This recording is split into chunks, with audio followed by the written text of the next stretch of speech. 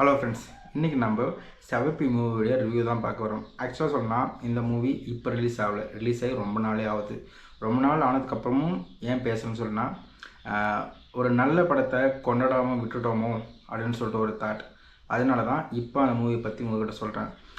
Sevappi மூவியுடைய concept என்னென்னு சொல்லி பார்த்தீங்கன்னா, ஒரு சின்ன பையன் ஒரு கோழி, இதை சம்மந்தப்பட்ட ஒரு மூவி தான். ரொம்பவே அழகாக ஒரு ஃபீல் குட் மூவியாக எடுத்துகிட்டு போயிருக்காங்க. தென் இந்த மூவியில் ஒரு குறிப்பிட்டு சொல்லணும்னா, இந்த மூவியோடைய ஃப்ளாப்புக்கு வந்து ஒரு ஒரு லேடி தான் காரணம். யாருன்னு சொல்லி கேட்குறீங்களா? பூர்ணிமா ரவி. அந்த பிக் பாஸில் வந்து அவங்களுக்கு வந்த ஒரு நெகட்டிவ்னால இந்த படத்தை வந்து யாரும் பெருசாக கேர் பண்ணிக்கலான்னு சொல்லணும். ஆக்சுவலாக சொன்னால் இந்த படம் அவங்கள சம்மந்தப்பட்ட படம் கிடையாது. பட் அவங்க ப்ளே பண்ணியிருக்காங்க, அவங்க ரோலும் ரொம்ப அழகாகவே ப்ளே பண்ணியிருக்காங்க அப்படின்னு சொல்லிட்டு தான் சொல்லணும். இந்த மூவி வந்து ஒரு கிராமத்து பின்னணியிலையும் ஒரு சின்ன பையன், ஒரு 90s கிட், அந்த காலகட்டத்திலலாம் பார்த்திங்கன்னு வச்சுக்கோங்களேன், கட்டுப்பிடிச்சா குழந்த பிறந்துடும், முத்தம் கொடுத்தா குழந்த பிறந்துடும் அப்படின்ற ஒரு இதெல்லாம் இருக்கும் பார்த்தீங்களா, சும்மா பண்ணியா. அந்த மாதிரி ஒரு பையன் ஒரு கோழிக்கு தெரியாதனமாக முத்தம் கொடுத்துட்றான். முத்தம் கொடுத்த உடனே அந்த கோழி வந்து முட்டை போட்டுருது. அதனால் தான் முத்தம் கொடுத்ததுனால தான் அந்த கோழி வந்து முட்டை போட்டுச்சு. ஸோ அதனால் அந்த கோழி வந்து என்னுடைய கோழி, எனக்கு பிறந்த கோழி அப்படின்னு சொல்லிட்டு ஒரு சின்ன பையன் நினச்சிக்கிட்டு அந்த கோழியை தன் குழந்த மாதிரி வளர்க்க ஸ்டார்ட் பண்ணுறான். வளர்த்துட்டு இருக்கும்போது அந்த கோழியை அவனை விட்டு எப்படி போகுது, திரும்ப அந்த கோழி அவங்ககிட்ட எப்படி வருது அப்படின்றது தான் கதை.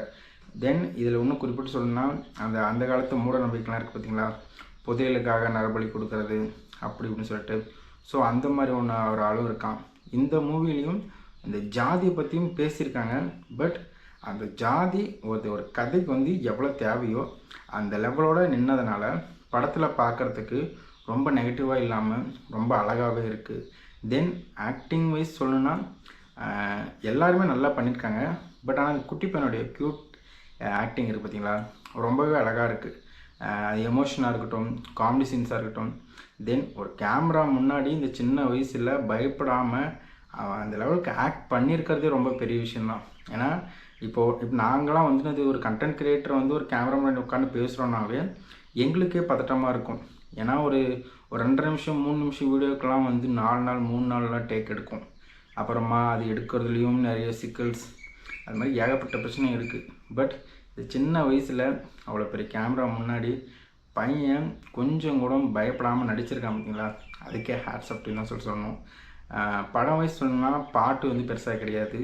காமெடி சீன்ஸ் ஒரு கிராமத்து பின்னில் எந்த அளவுக்கு காமெடி சீன்ஸ் இருக்குமோ அந்த அளவுக்கு ரொம்பவே அழகாக இருக்குது. இந்த மூவி இன்றைக்கி ஓடிடிலையும் எல்லா வெப்சைட்ஸ்லேயும் உங்களுக்கு அவைலபிளாக இருக்குது, ஹெச்டிலையும் இருக்குது.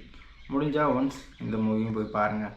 தமிழில் வர ஃபீல் குட் மூவிக்கும் சப்போர்ட் பண்ணுங்கள். இதே மாதிரி நல்ல கண்டென்ட் வீடியோ பார்க்குறதுக்கு என்னுடைய சேனலை மறக்காமல் சப்ஸ்கிரைப் பண்ணி வச்சுக்கோங்க. தேங்க்யூ ஃபார் வாட்சிங்.